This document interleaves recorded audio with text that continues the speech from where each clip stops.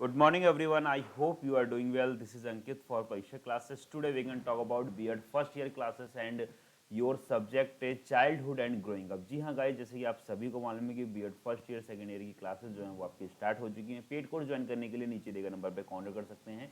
सारी चीज़ों का लिंक जो है वो डिस्क्रिप्शन में अवेलेबल है। जैसे कि आप सभी को मालूम है कि B.Ed फर्स्ट ईयर की आपकी MCQ सीरीज चल रही है, तो आज आपकी 7th क्लास होने वाली है। चलिए फिर आगे बढ़ते हैं और चीज़ों को देखते हैं। तो गाइस लास्ट वीडियो में हमने 150 क्वेश्चंस के अराउंड कवर कर लिया था। आज हम उसके आगे क्वेश्चंस को देखेंगे। तो 151 क्वेश्चन में क्या पूछा गया, उससे पहले हम चलते हैं पीछे क्वेश्चन पे। जैसे हर वीडियो में लास्ट क्वेश्चन को आपको कमेंट में करने के लिए बोलता हूं, तो 150 का राइट ऑप्शन क्या होगा उसको देख लेते हैं, उसका मैं फिर क्लास को आगे कंटिन्यू करते हैं। इसी के साथ गाइस वीडियो अच्छी लगे तो वीडियो को लाइक कर दीजिएगा। चैनल पर फर्स्ट टाइम विजिट कर रहे हैं, चैनल को सब्सक्राइब करके बेल आइकन को हिट कर दीजिएगा। 150 क्वेश्चन में आपसे पूछा गया है यहाँ पे कि टर्मन के अनुसार 22वें माह में बोलने वाले बालकों की वृद्धि या बुद्धि कैसी होती है। तो पहला ऑप्शन है प्रखर बुद्धि, सेकंड ऑप्शन है सामान्य बुद्धि, थर्ड ऑप्शन है वो मंद बुद्धि और फोर्थ ऑप्शन आपका इसमें आया इनमें से कोई नहीं। तो राइट ऑप्शन जो अगर बात करते हैं तो कौन सा हो जाएगा, सामान्य बुद्धि। यानी कि 22वें माह में जो बच्चे बोलते हैं वो सामान्य बुद्धि वाले बच्चे होते हैं टर्मन के अनुसार। यानी टर्मन जो आपको मनोवैज्ञानिक है उनके अकॉर्डिंग उन्होंने जो डेफिनेशंस दी हैं, ठीक है, उसके अकॉर्डिंग बात करी गई यहाँ पे। इसी के साथ आगे बढ़ते हैं और 151 क्वेश्चन को देखते हैं। और पर डे आपको मालूम है 25 क्वेश्चन कंप्लीट करते हैं, तो आज हम लोग एटलीस्ट 25 क्वेश्चन कंप्लीट करने वाले हैं और उसके बाद में आपके 200 क्वेश्चन कंप्लीट हो जाएंगे आपके चाइल्डहुड एंड ग्रोइंग अप पे। 151 क्वेश्चन में हमसे क्या पूछा गया है, 151 में पूछा गया है टर्मन के अनुसार 14वें माह में लगभग स्पष्ट बोलने वाले बालक होते हैं। यानी 14 महीने में जो बच्चे स्पष्ट तरीके से बोलने लगते हैं उन बच्चों को क्या बोलते हैं। तो मंद बुद्धि, प्रखर बुद्धि, थर्ड ऑप्शन मूढ़ बुद्धि और फोर्थ ऑप्शन इनमें से कोई नहीं। तो राइट ऑप्शन है वो आपका हो जाएगा प्रखर बुद्धि। यानी कि 14 माह में बच्चा जो बोलने लगता है उसको प्रखर बुद्धि वाले बच्चे बोले जाते हैं। नेक्स्ट आगे बढ़ते हैं। आगे 152 क्वेश्चन में हमसे पूछा गया है मानव जीवन अनेक अवस्थाओं से गुजरता है। मानव जीवन गंभीर अवस्था से भी किसी से भी अवस्था में प्रभावशाली विशेषताएं बढ़ती हैं। इनमें एकता तथा वैशिष्टता पाई जाती है। कथन जो है किसके अकॉर्डिंग दिया गया है, यानी किस मनोवैज्ञानिक ने ये लाइन कही है, ये हमसे पूछा जा रहा है। तो 152 क्वेश्चन में कहा गया है ऑप्शन ए की बात करते हैं, हरलॉक ने ऐसा कहा है या फील्डमैन ने कहा या विंग हर्स्टन ने कहा या डटन ने कहा है। तो राइट ऑप्शन है वो आपका हो जाएगा फील्डमैन, यानी कि ऑप्शन बी जो है वो करेक्ट हो जाएगा। यानी कि ये जो कथन है, ये लाइन है, ये आपका फील्डमैन द्वारा दिया गया है। नेक्स्ट आगे बढ़ते हैं 153 क्वेश्चन। 153 क्वेश्चन में हमसे पूछा गया है अभिवृद्धि से तात्पर्य कोशिकाओं में होने वाली वृद्धि से होता है, जैसे लंबाई तथा भार में वृद्धि, जबकि विकास से तात्पर्य प्राणी में होने वाले संपूर्ण परिवर्तन से होता है। तो राइट ऑप्शन है वो कौन सा है, यानी ये कथन जो है किसके द्वारा कहा गया है, ये पूछा गया है। तो मेरीडिथ ने कहा या हेडफील्ड ने कहा या फ्रैंक ने कहा या फिर टर्मन ने कहा। तो ये जो कथन है आपका वो आपका फ्रैंक के द्वारा कहा गया, यानी कि ऑप्शन सी जो है वो आपका बिल्कुल करेक्ट हो जाएगा। नेक्स्ट बात करते हैं 154 क्वेश्चन की। तो 154 क्वेश्चन में हमसे क्या कहा गया है, 154 में कहा गया है हमसे बाल विकास एक है। तो बाल विकास कैसी प्रक्रिया है ये हमसे पूछा जा रहा है, ठीक है। तो बाल विकास क्या है, क्रमिक प्रक्रिया है, सतत प्रक्रिया या निश्चित शुरू वाली प्रक्रिया या उपयुक्त सभी। तो ध्यान रखिएगा बाल विकास में सारी की सारी अवस्थाएं या प्रक्रिया आ जाती हैं, यानी क्रमिक प्रक्रिया भी है, सतत प्रक्रिया भी है और निश्चित रूप या निश्चित स्वरूप वाली प्रक्रिया भी है। तो ऑप्शन डी जो है वो आपका बिल्कुल करेक्ट हो जाएगा। नेक्स्ट आगे बढ़ते हैं और 155 क्वेश्चन को देखते हैं। 155 क्वेश्चन में हमसे पूछा गया है कोई भी दो खालक एक जैसी नहीं होते लेकिन उनके विकास का क्रम समान होता है। यह कथन जो है किसने दिया है, हरलॉक ने दिया है, इस्माइल ने दिया है, गैसेल ने दिया या सोरेनसन ने दिया है। तो यह जो कथन है आपका सोरेनसन द्वारा दिया गया, यानी कि जो सोरेनसन मनोवैज्ञानिक है उन्होंने ये लाइन कही है। नेक्स्ट आगे बढ़ते हैं। सामान्य से विशिष्ट सिद्धांत के समर्थक थे, फ्रायड हैं, फ्रावेल हैं या हरलॉक। यानी समान से विशिष्ट की ओर सिद्धांत जो है वो किस मनोवैज्ञानिक ने दिया है, ये हमसे पूछा जा रहा है। तो ध्यान रखिएगा ये आपका हरलॉक के द्वारा दिया गया है, ठीक है, यानी कि ऑप्शन सी जो है वो बिल्कुल करेक्ट हो जाएगा। नेक्स्ट 157 की बात करते हैं। तो 157 क्वेश्चन हमसे पूछा गया है सतत विकास सिद्धांत के समर्थक हैं, यानी किसने सतत विकास सिद्धांत, मतलब कौन कौन सा मनोवैज्ञानिक, यानी कि कौन सा मनोवैज्ञानिक जिसने सतत विकास सिद्धांत का समर्थक दिया है, ये हमसे पूछा जा रहा है। तो ध्यान रखिएगा स्किनर ने दिया है, यानी कि ऑप्शन डी जो है आपका बिल्कुल करेक्ट हो जाएगा। नेक्स्ट बात करते हैं 158 की। 158 प्रश्न पूछा गया, व्यक्तिगत विभिन्नता का सिद्धांत के समर्थक थे। डगलस हैं, हॉलैंड हैं, या डगलस और हॉलैंड दोनों हैं, या फ्रावेल है। तो ध्यान रखिएगा, व्यक्तिगत भिन्नता का सिद्धांत के समर्थक जो हैं वो आपके फ्रावेल है, यानी कि ऑप्शन डी जो है वो बिल्कुल आपका करेक्ट हो जाएगा। ओके, नेक्स्ट बात करते हैं 160। और इसी के साथ गाइस वीडियो अच्छी लग रही हो तो वीडियो को लाइक कर दीजिएगा, चैनल पे फर्स्ट टाइम विजिट कर रहे हैं चैनल को सब्सक्राइब करके बेल आइकन को हिट कर दीजिएगा। आगे बढ़ते हैं 159 का आ गया है, किसने यह बताया कि तर्क एवं बौद्धिक प्रक्रियाओं में विकास के प्रतिमानों का भविष्यवाणी संभव है। सोरेनसन ने कहा है ऐसा, डगलस ने कहा है, या हॉलैंड ने कहा है, या फिर ओ वेन ने कहा है। तो इसका राइट ऑप्शन है वो आपका कौन सा हो जाएगा, ऑप्शन डी, यानी कि ओ वेन ने ऐसा कहा है। ओके, नेक्स्ट बात करते हैं 160 की। 160 क्वेश्चन आपकी स्क्रीन पर। 160 क्वेश्चन में हमसे क्या पूछा गया है, कॉल्सनिक ने किशोरावस्था की उम्र सीमा बताई है, यानी कि जो काल्सनिक मनोवैज्ञानिक है इन्होंने किशोरावस्था की क्या उम्र सीमा बताई है, 12 से 18, 0 से 4, 12 से 21, या इनमें से कोई नहीं। तो गाइस देखो, किशोरावस्था की बात करेगी तो 0 से 4 वर्ष तक की तो हो ही नहीं सकती, ठीक है। 12 से 18 हो सकती है, 12 से 21 हो सकती है। तो कॉल्सनिक के अकॉर्डिंग कौन सी इन्होंने अवस्था बताई है, तो इन्होंने 12 से 21 बताई है, ठीक है। याद करने का तरीका यह है कि 12 यानी कि 1 2, यानी वो 12 को उल्टा कर देंगे तो 2 1। तो ध्यान रखिएगा, कॉल्सनिक ने 12 से 21 वर्ष जो है वो किशोरावस्था की उम्र सीमा बताई है। नेक्स्ट बात करते हैं 160 क्वेश्चन की। 160 प्रश्न में पूछा गया, या 161 क्वेश्चन में हमसे पूछा गया है, वॉटसन ने बाल विकास के कितने भाग बताए हैं। जो वॉटसन मनोवैज्ञानिक हैं इन्होंने बाल विकास के कितने भागों, या बाल विकास को कितने भागों में बांटा है, या कितने भाग बताए हैं इन्होंने, ठीक है। तो राइट ऑप्शन है वो कौन सा आएगा, यानी कि 7 भाग जो है वो वॉटसन ने बाल विकास के बताए हैं। ओके, नेक्स्ट बात करते हैं 162 क्वेश्चन। 162 क्वेश्चन आपकी स्क्रीन पर। उससे पहले आप सभी को बता दें कि बीएड फर्स्ट ईयर का जो है वो टीचर बैच गाइस लॉन्च कर दिया गया है, जिसमें बहुत सारी चीज़ें आपको मिलने वाली है। बहुत सारी चीज़ें इन द सेंस, यानी कि एक ऐसा कोर्स आप सभी के लिए डिज़ाइन किया गया है जिसमें हर एक बंदा जीरो से हाई लेवल तक आराम से स्टार्ट कर सकते हो। अगर अभी तक आप लोगों ने अपनी बीएड फर्स्ट ईयर की प्रिपरेशन स्टार्ट नहीं की है तो इस बैच में आपको सब कुछ मिल जाएगा इन द सेंस, यानी कि यहाँ पे आपकी थ्योरी क्लासेस, एमसीक्यू क्लासेस, साथ ही साथ प्रीवियस ईयर क्वेश्चंस, सारे की सारी चीज़ें आपको यहाँ पे मिल जाएंगी।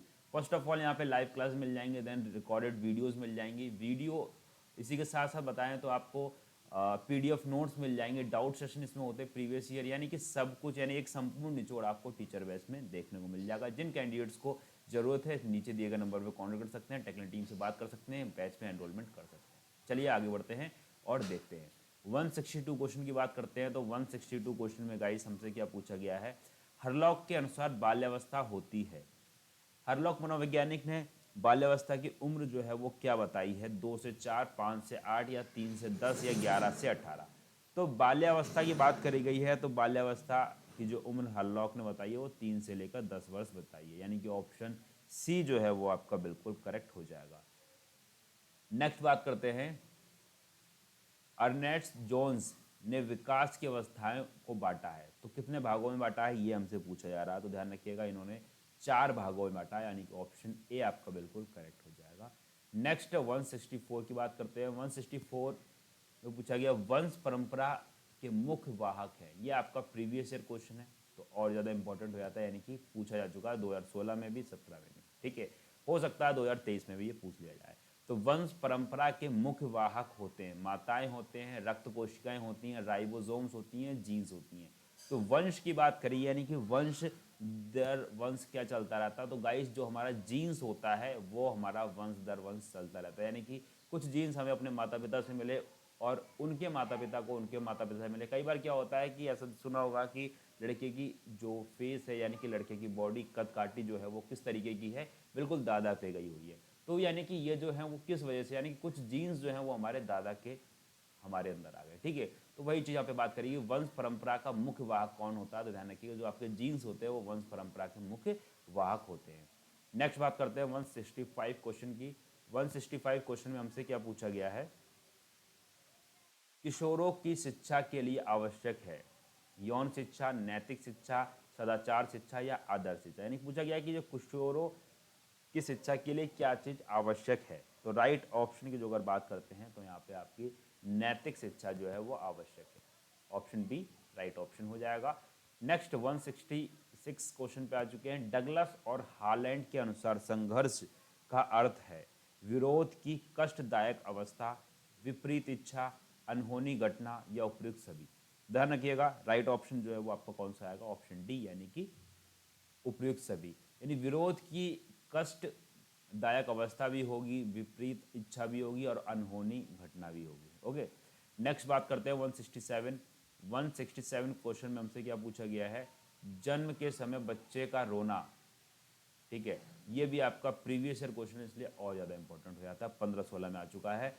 श्वसन क्रिया को बढ़ाता है, रक्त प्रवाह को बढ़ाता है, दर्द का सूचक होता है या भूख का सूचक होता है। तो जन्म के समय बच्चा तुरंत जो है वो रोता है, उसको अच्छा माना जाता है। क्यों अच्छा माना जाता है ये हमसे पूछा रहा है कि जन्म के समय बच्चा का रोना क्यों आवश्यक होता है, ये हम कह सकते हैं। ठीक है, तो रक्त प्रवाह को बढ़ाना, यानी कि जब बच्चा रोता है तो ब्लड सर्कुलेशन बॉडी में होना शुरू हो जाता है, हार्ट बीट पंप करना शुरू कर देती है, यानी कि बॉडी पहली बार एक्टिव होती है। जब हम रोते हैं तो हमारा जो ब्लड होता है वो पूरी बॉडी में काफ़ी तेज़ी से बहता है या काफ़ी तेज़ी से प्रवाह करता है। तो ऑप्शन बी जो है राइट ऑप्शन हो जाएगा। नेक्स्ट बात करते हैं 168 क्वेश्चन की। तो 168 क्वेश्चन में हमसे क्या पूछा गया उसको देखते हैं।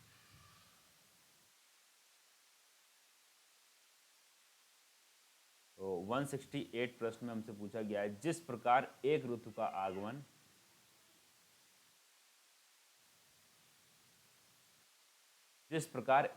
का आगमन दूसरी ऋतु के आगमन के चिन्ह दिखाई देने लगते हैं, उसी प्रकार बाल्यावस्था और किशोरावस्था एक दूसरे से संबंधित हैं। यह कथन जो है वो किसका है, किसने ये लाइन कही है, किस राइटर ने, किस मनोवैज्ञानिक ने ये बात कही है, ये हमसे पूछा जा रहा है। तो ध्यान रखिएगा, स्टेन हॉल ने कहा या किंग ने कहा या किलपैट्रिक ने कहा या क्रो ने कहा। तो राइट ऑप्शन जो है वो आपका हो जाएगा किंग, यानी कि ऑप्शन बी बिल्कुल राइट हो जाएगा। यानी कि यह जो अवस्था या ये जो लाइन है, ये जो कथन है, ये आपका किंग के द्वारा कहा गया है। नेक्स्ट 169 की बात करते हैं। 169 प्रश्न पूछा गया, बालक के समाजीकरण में मुख्य या प्रमुख तत्व हैं।